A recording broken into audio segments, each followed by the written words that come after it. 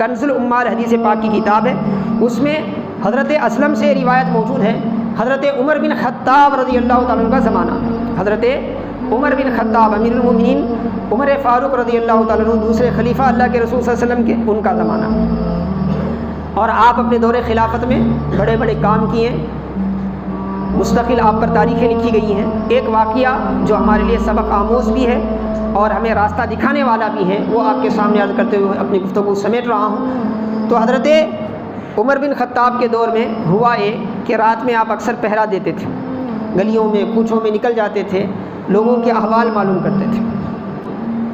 آپ پھر رہے تھے، اتنے میں ایک گھر آپ دیکھیں، وہاں ایک خاتون بیٹھی ہوئی تھی اور چولہا سلگایا ہوا تھا، چولہے پہ کچھ چڑھائی ہوئی تھی، اور اس کے بچے چھوٹے چھوٹے بچے تھے، وہ بلک رہے تھے، رو رہے تھے۔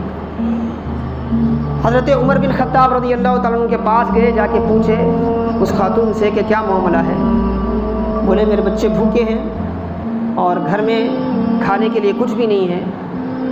پھر کیا پکا رہی ہیں آپ؟ چولہا تو چڑھا ہوا ہے، آپ کا چالو ہے چولہا، چولہے پہ کچھ چڑھا ہوا ہے۔ تو انہوں نے کہا کہ صرف پانی ہے اس میں پانی گرم کر رہی ہوں بچوں کو تسلی کے لیے کہ کچھ پک رہا ہے، اور اسی تسلی میں وہ سو جائیں، کسی نہ کسی طریقے سے اب رات ہو گئی ہے انہیں سلا دوں، اس لیے میں کوشش کر رہا ہوں۔ حضرت عمر بن خطاب بے چین ہو، فوری اپنے غلام کو لے کے واپس آئے، واپس آ کے آپ نے اناج کی بوریاں، آٹے کی بوری لی، کھجور لیا، اس زمانے میں روغن غذا جو بھی تیل وغیرہ کا انتظام تھا سب لے کے ایک بوری لی، اور اس کے بعد اپنے غلام سے کہا کہ اس کو کیا ہے، کچھ پیسے بھی لیے، لے کے کہا کہ میری پیٹھ پر لا دو، میری پیٹھ پر۔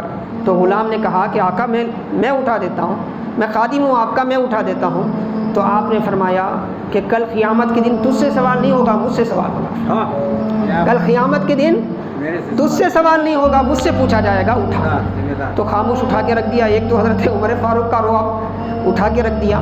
آپ نے خود بوری اٹھائی اور گھر پہنچے، گھر پہنچ کے خود آٹا ڈال کے جو بھی اس زمانے کے حساب سے کھانا بناتا خود بیٹھ کے بنائے، امیر المومنین وقت کے، خود کھانا بیٹھ کے بنائے، بچوں کو کھلائے، بچوں کو کھلا کے بچوں کو خوش کرنے کے لیے جو ہوتا نا، آج کے دور میں تو فون دینا کافی ہے، پرانے دور میں فون کا دور نہیں تھا، جب ماں باپ بچوں کے سامنے گھوڑا بنتے تھے، ان کو چڑھاتے تھے، کھلاتے تھے، طریقہ تھا۔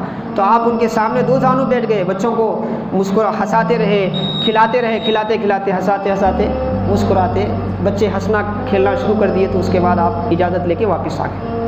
اب وہ غلام ہے، کچھ نہیں بول سک رہا۔ پہلی مرتبہ اس نے ایسی کیفیت دیکھی حضرت عمر فاروق کی کہ بچوں کے سامنے بچہ بن گئے۔ تو راستے میں جاتے جاتے حضرت عمر فاروق نے فرمایا تم پریشان ہو، پریشان ہو، یہ پوچھنے کے لیے پریشان ہو کہ میں بچوں کے ساتھ بچہ کیوں بنا؟ تو آپ نے فرمایا میری حکومت میں وہ بچے پریشان تھے، روتے رہے، اسی لیے مجھے یہ احساس تھا کہ میں نے انہیں رلایا ہے، تو میں جب تک ان کو ہنسا نہ دوں وہاں سے نہیں ہٹنے کا میں نے ارادہ کر لیا تھا، اسی لیے میں ان کے ساتھ بچہ بن کے ان کو ہنساتا رہا۔ جب وہ ہنس لیے تو مجھے اطمینان ہو گیا، اس لیے میں اٹھ کر آ گیا، اس لیے اٹھ کر آ گیا۔ یہ احساس کس نے پیدا کیا؟ وہی محمد رسول اللہ صلی اللہ علیہ وسلم نے۔ جب یہ احساس حاکم وقت میں تھا تو مدینے سے نکل کر حکومت ہماری مشرق و مغرب تک پھیل رہی تھی۔ جب یہ احساس امت میں ختم ہو گیا، ہر کوئی اپنے اپنے غرض کا بندہ، کھانے پینے رہنے سہنے بس اسی میں سوچنے لگا، تو آج ہماری یہ فاقہ کشیاں ہیں، یہ پریشانیاں ہیں، یہ آپسی رساکشیاں ہیں۔ تو حاضرین محترم عزیزان گرامی، آقا علیہ السلام کی سیرت کا ایک اہم باب ہے کہ ہم اپنے اندر اپنی ذمہ داری کو کھوجیں، اپنی ذمہ داری کو جانیں۔ ہر مومن کی اپنی ذمہ داری ہے اپنے مذہب کے تئیں، اس کے مطابق اپنے آپ کو ڈھالنے کی کوشش کریں۔